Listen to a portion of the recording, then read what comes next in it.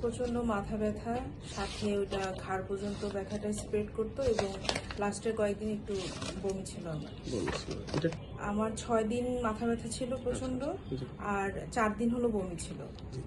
আর এইটা নিয়ে হলো আমরা সম্ভবত 11 তারিখে 11 মার্চ 2026 সালে এখানে এসেছিলেন।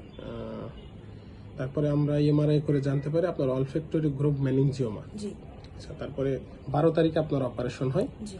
আজকে 25 দিন পর এসেছেন। যে সমস্যাগুলো ছিল আপনার হেডেক, নেক পেইন বমি অ্যান্ড ভমিটিং, এখন কেমন আছেন? আল্লাহর রহমতে নাই, কোনো ব্যথাও নাই, হেডেক নাই, নেক পেইন নাই, নেক পেনও নেই, বমিও নেই। হ্যাঁ। এখন অনেক বেটার। আচ্ছা আচ্ছা, এর মাঝে কখনো খিঁচুনি হয়েছে? না, কিছু কোনো না। সাইড দুর্বলতা আপনার? আচ্ছা, আপনি 2 হাত একটু উপর, 2 হাত উঁচু করে দেখান।